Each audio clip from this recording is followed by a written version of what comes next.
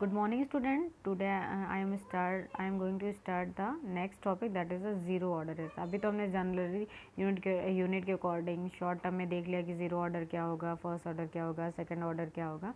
तो अब हम ब्रीफ में देखते हैं कि ज़ीरो ऑर्डर रिएक्शन होती क्या है। हम अगर डेफिनेशन पूछता है कि what is the zero order reaction, तो हम ये लिख सकते हैं कि अगर rate of reaction is directly proportional to the zeroth power of the concentration of the reactant, यानी जो रेट जो होगा किसी भी रिएक्शन का जो होगा इस डायरेक्टली प्रोपोर्शनल टू, हमको पता है कंसंट्रेशन ऑफ द रिएक्टेंट, इसकी पावर क्या हो जाए, ज़ीरो हो जाए, ज़ीरोथ पावर हो जाए, यानी आर की पावर ज़ीरो हो जाए। यानी हम आर इज इक्वल, हम डायरेक्टली हटा देते हैं तो आर इज इक्वल टू क्या लिख सकते हैं, R is equal to K concentration of the reactant की पावर ज़ीरो। यानी अगर किसी की पावर ज़ीरो होती है is equal to consider one होता है, यानी आर इज इक्वल टू क्या हो गया, की हो गया। यानी अगर हम जीरो ऑर्डर रिएक्शन की बात करते हैं, what is the zero order reaction, तो rate of reaction is directly proportional to the zeroth power of the concentration of the reactant, that is called a zero order reaction. Suppose अगर कहता है reaction A is goes to B, जब हमारा T zero था तो reactant का concentration हमने A मान लिया या A नॉट मान लिया, और प्रोडक्ट उस समय तक बना नहीं तो उसका कंसंट्रेशन हो गया ज़ीरो। लेकिन कुछ समय के बाद यानी T आफ्टर T टाइम इसमें से कुछ अमाउंट निकलेगा, यानी A में से हम ये लिख सकते हैं A माइनस एक्स, ये भी लिख सकते हैं। तो A में से कुछ अमाउंट निकला तो वही अमाउंट क्या हो गया, B का बन गया, सपोज करो एक्स बन गया। तो अगर हम इसको डिफ्रेंशिएट कर दें according to the rate law, तो हम आर इज इक्वल टू क्या कर सकते हैं, रेट कहता है concentration of the reactant with respect to the time. तो आर इज इक्वल टू हम क्या लिख सकते हैं, आर इज इक्वल टू लिख सकते हैं, कंसंट्रेशन इसका कम हो रहा है रिएक्टेंट, तो R is equal to minus instantaneous यानी स्मॉल इंटरवल के लिए लिख सकते हैं, तो आर इज इक्वल टू हम लिख सकते हैं R is equal to minus D concentration of the A की power A and with respect to the time. इसको इक्वेशन नंबर हमने फर्स्ट मान लिया। नेक्स्ट आता है according to the rate law लिख लेते हैं। रेट लॉ क्या कहता है कि जीरो ऑर्डर है तो zero power of the concentration of the reactant को कहते हैं, यानी R is equal to rate constant K and concentration of the reactant zero power, यानी पावर में क्या होगा, जीरो होगा। यानी अगर हम इसको लिखें तो अगर किसी की पावर जीरो तो उसको वन कंसीडर कर लेते हैं, तो आर इज इक्वल टू के हो गया। अब ये इक्वेशन नंबर सेकंड है। From equation number first and second अगर इसको हम फ्रॉम इक्वेशन करते हैं तो हम क्या लिख सकते हैं, माइनस डी ए, इससे और इससे करते हैं तो माइनस कंसंट्रेशन ऑफ इंटरस्टेनियस के minus concentration of the reactant with respect to time is equal to the K. अब इस इक्वेशन को हम क्या करें, इंटीग्रेशन कर लेते हैं। इसका इंटीग्रेशन करते हैं with respect to the time, तो हम लिख सकते हैं, एक सेकेंड, इसको हम लिख सकते हैं, ना इंटीग्रेशन करते हैं तो हम क्या किस कहाँ से कहते हैं, ज़ीरो कंसंट्रेशन से 80 कंसंट्रेशन, यानी ए नॉट से 80 तक किया और माइनस इसका हमने इंटीग्रेशन किया, तो यानी 0 से 80 तक, तो यहाँ पे A into D T is equal to, फिर ये जो इसमें भी इंटीग्रेशन किया, यहाँ ये टाइम पे क्या है, जीरो टाइम से लेकर के टी टाइम तक, यानी के डी टी। अगर इसको हम देखते हैं तो यहाँ से डी टी से ये डी टी कैंसिल हो गया, तो बचा हमारे क्या पास क्या, केवल डी माइनस डी ए ही बचा, इज इक्वल टू के डी टी बचा। अब इसको हम अगर सॉल्व करते हैं, माइनस का साइन पहले हम इसको बाहर कर लेते हैं, इसको सॉल्व करते हैं और दोनों तरफ माइनस का मल्टीप्लाई कर देते हैं, तो देन इन दैट कंडीशन क्या हो जाएगा, कंसंट्रेशन ए नॉट से 80 तक किया, माइनस आपका था ही, माइनस का यहाँ पे वो कर दिया, is equal to K T zero. अब अगर हम इसको सॉल्व करें, K T minus C naught is equal to minus K T, यानी A T is equal to minus K T plus A naught, that is the integrated rate law. और examples अब हम कैसे आइडेंटिफाई, थोड़ा इसमें term थोड़ा सा लगाना पड़ेगा कि कौन कौन सी रिएक्शन जीरो ऑर्डर में कंसिडर होती है, तो ये आपको याद रखना पड़ेगा। That is a thermal decomposition of hydrogen iodide on gold surface और प्लैटिनम सरफेस, और दूसरा डिकम्पोजिशन ऑफ गैसेस अमोनिया। ये जो दो रिएक्शंस होते हैं वो हमेशा जीरो ऑर्डर में कंसिडर होती है, और आपको केवल ये फॉर्मूला याद रखना है। इसके लिए हम एक चीज़ और देखते हैं, टी हाफ, यानी टी हाफ पहले समझ लो, टी हाफ होता क्या है। टी हाफ का मतलब होता है, सपोज करो कोई रिएक्शन जो है 10 मिनट में कंप्लीट हो रही है, टी इज इक्वल टू उसका 10 मिनट है, 10 मिनट में कंप्लीट हो रही है, तो इस रिएक्शन को आधा कंप्लीट होने में, यानी आधा कंप्लीट होने का समय, यानी टी हाफ पे हम लिख सकते हैं, ये रिएक्शन अगर फुल कंप्लीट हो रही है 10 मिनट में, तो ये आधी रिएक्शन कब कंप्लीट हो, 5 मिनट में। तो किसी भी रिएक्शन का आधा कंप्लीट होने में जो समय लगता है that is called the half life उस रिएक्शन की हाफ लाइफ होती है जिसे हम टी हाफ से डिनोट करते हैं। और ज़ीरो ऑर्डर के लिए जो टी हाफ होता है that is equal to the T half is equal to A not upon 2 K. A not क्या, that is the initial concentration of the reactant और K is equal to the rate constant. यानी अगर simply हम कह सकते हैं half life of zero order of reaction is directly proportional to the initial concentration of the reactant. इसी तरीके हम, ये तो आपका ज़ीरो ऑर्डर हो गया। नेक्स्ट आता है first order reaction. First order का मतलब क्या हो जाएगा, वही होगा कि the rate of reaction is directly proportional to the first power of the concentration of the reactant. Zeroth में क्या था, zeroth power of the concentration of the reactant, यानी रिएक्टेंट का कंसंट्रेशन का जो पावर होगा जीरो होगा। फर्स्ट ऑर्डर में क्या होगा, rate of reaction is directly proportional to the first, यानी जो रिएक्टेंट के कंसंट्रेशन का जो पावर होगा वो हमेशा फर्स्ट होगा, यानी यहाँ पे इसकी वैल्यू 1 होगी।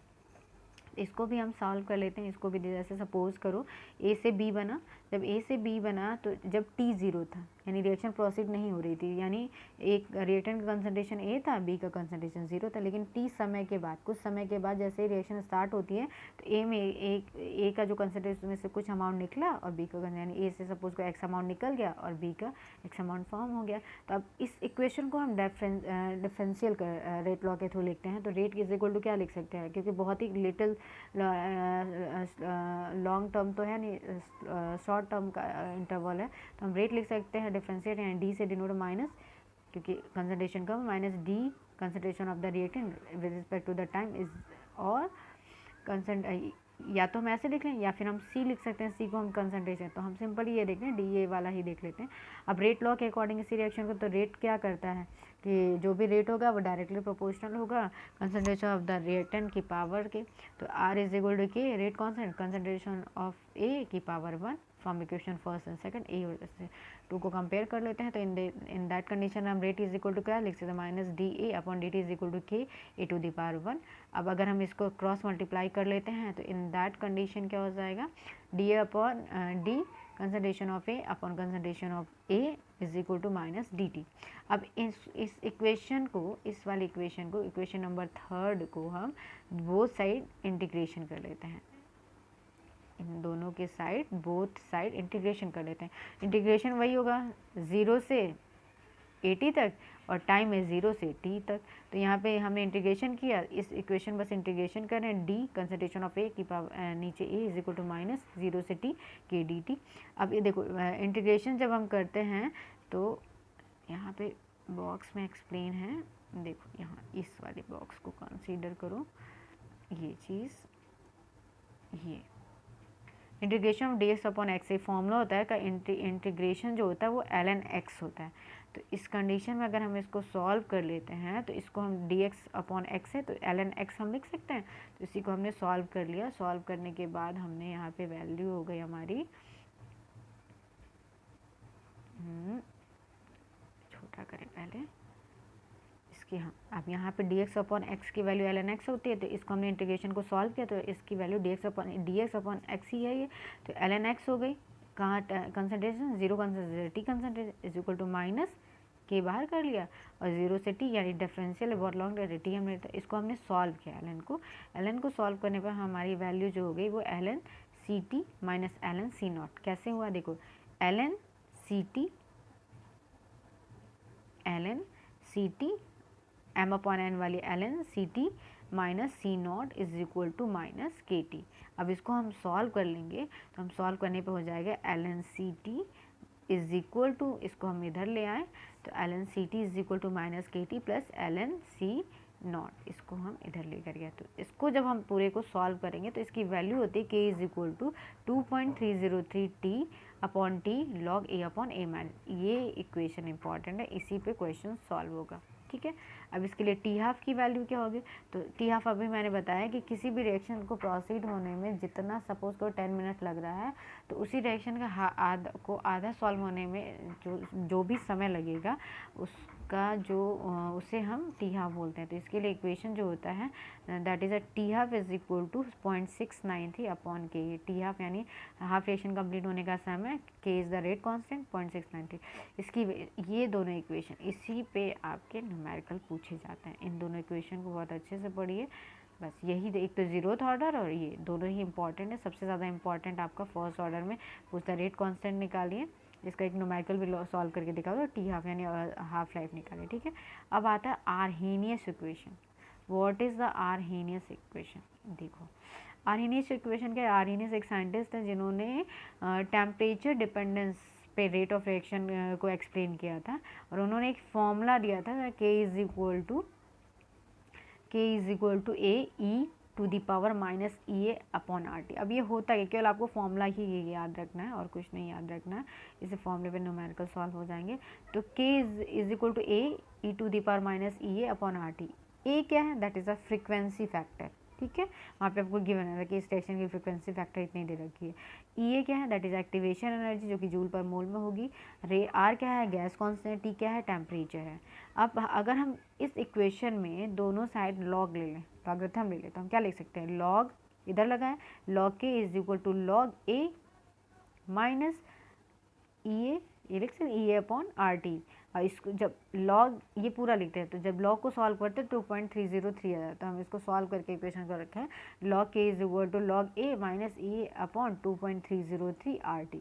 अगर सपोज करो रेट कांस्टेंट हमारा K2 और K1 है और टेम्परेचर आपका T1 और T2 है, तो इन दैट कंडीशन आपका फॉर्मूला क्या हो जाएगा? तो इन दैट कंडीशन हो जाएगा formula log K2 upon K1 is equal to the E A upon 2.303 R T T2 minus T1 upon T1 into T2। ये फॉर्मूला आपको याद रखना है।